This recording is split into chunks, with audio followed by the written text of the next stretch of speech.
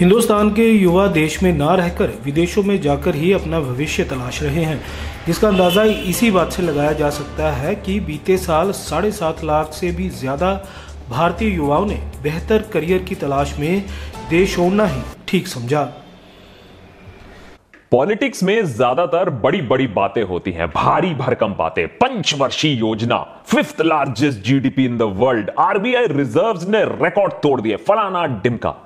इसके बारे में चर्चा ज्यादा नहीं होती है कि 5 साल पढ़ाई करने के बाद आपको अच्छी नौकरी मिली या नहीं, 5th लार्जेस्ट जीडीपी होने के बाद आपके जीडीपी यानी आपके पर कैपिटा इनकम उसके क्या हाल हैं, या फिर रिजर्व बैंक को छोड़ो आपके रिजर्व माने आपके बैंक बैलेंस में कितने पैसे बाकी रहे।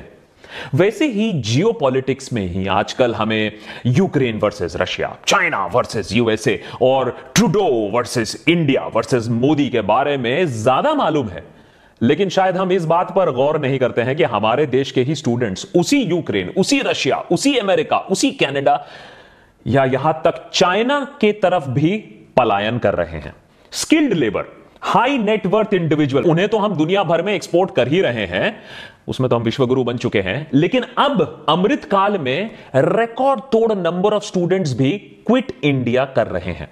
आंकड़े देख लीजिए, दहला देने वाली आंकड़े हैं। 7.5 लाख इंडियन स्टूडेंट्स बाहर जा चुके हैं सिर्फ 2022 में। वापस आने की ज्यादा उम्मीद मत रखिएगा, क्योंकि ग्लोबल लेवल पर स्टैटिस्टिकली प्रूव हो चुका है Indian students are least likely to come back. वो बाहर ही रहना चाहते हैं, एंटी नेशनल कहीं के। 2021-2022 के बीच में Indian student visa saw an increase of 43%, मैंने टोटल 1 लाख से भी ज्यादा अप्रूवल मिल चुकी है वीजा का। और जो नंबर 2 देश है माने चाइना, जो स्टूडेंट्स बाहर भेजता है, उसके हम दुगने हैं। तो ये वाला make in India and export to the whole world बहुत अच्छी तरीके से चल रहा है, और इसमें स्टूडेंट्स या पेरेंट्स की कोई गलती नहीं है, मैं उन्हें एकदम दोष नहीं दूंगा। ग्लोबल आईटी कंपनीज 2023 में मई तक के महीने में 2 लाख इंप्लॉइज की छटाई कर चुके हैं, और बहुत सारे आईटी कंपनीज आज के डेट में भी, बड़ी बड़ी आईटी कंपनीज 25-30 हजार की सैलरी में इंजीनियर्स को हायर कर रहे हैं। 42.3% इंडियन ग्रेजुएट्स हैं जो 25 साल की उम्र से कम हैं, उन्हें नौकरी तक नहीं मिलती है। इतना ज्यादा विकास हो चुका है कि शायद आजकल नौकरी ढूंढने की जरूरत ही क्या है। और ये जो बेरोजगारी का मंजर है, इसका सलूशन किसी के पास नहीं है, लेट्स बी ऑनेस्ट, ना सरकार के पास है ना विपक्ष के पास है, वो भी ज्यादा बात नहीं करते इसके बारे में। तो प्रॉब्लम के बारे में बात ही नहीं करो, प्रॉब्लम ही खत्म।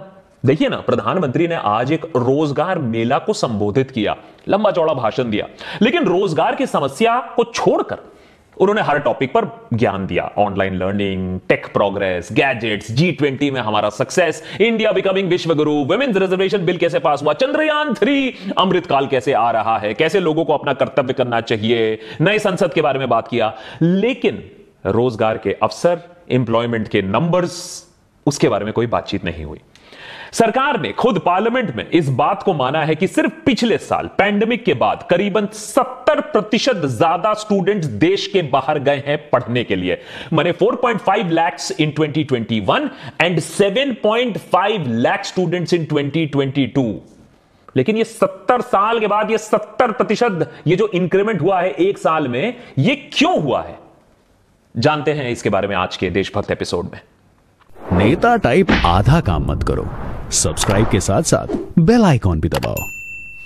आपने जो भी कॉलेज से डिग्री हासिल की हो, आपके डिस्ट्रिक्ट का बेस्ट या देश का दिल्ली यूनिवर्सिटी या कोई महंगा प्राइवेट यूनिवर्सिटी, आपकी हालत करीबन सेम ही रहेगी। डिग्री से ना आपको कोई ज्ञान मिला और ना आपको ऐसा कोई स्किल सिखाया गया जिससे आप इंप्लॉयबल बन जाओगे आज के नॉलेज इकोनॉमी में। कुछ गलती से सीख भी लिया तो फील्ड में जॉब ही नहीं है, तो पैसे भी नहीं है, मिल भी गया तो इतने सारे लेऑफ्स हो रहे हैं, भयंकर प्रेशर हो रहा है, टॉक्सिक वर्क एटमॉस्फेयर हो रहा है। स्टार्टअप्स का भी एक नया दौर आया था, लेकिन वहां भी अब दिया बुझ ही रहा है। इन सबसे त्रस्त होकर आपने भी सोचा होगा कि अरे यार, लोन लेकर ही सही बाहर चलते हैं, मास्टर्स कुछ कर लेते हैं, सीधा वर्क वीजा भी मिल जाएगा। अरे ये सब छोड़ो, अरे डंकी बनकर ही चलते हैं, बाहर जाकर रोज की दिहाड़ी कर लेंगे, कम से कम ये जो जिल्लत वाली जिंदगी है उससे तो बच ही जाएंगे।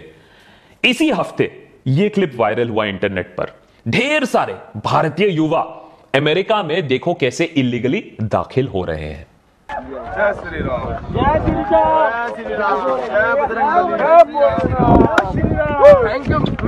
यूएसए में तो एंट्री ऑलरेडी टफ है, लोग बॉर्डर क्रॉस करते करते मर भी रहे हैं, मगर अब तो ट्रूडो भैया ने भी हमसे दुश्मनी मोल ली है, झगड़ा कर लिया है। ऑस्ट्रेलिया में ऑलरेडी रेसिज्म है, और तो और अब तो सुनक भाई भी दगाबाज निकले हैं। हमारे हिंदुस्तानी स्टूडेंट्स पर ही आप रिस्ट्रिक्शन लगाने लगे, उनको काम करने से आप रोक रहे हो। कहा जाता है हिंदुस्तान में किसी भी बीमारी का इलाज करवाना बहुत मुश्किल, बहुत महंगा। गलत।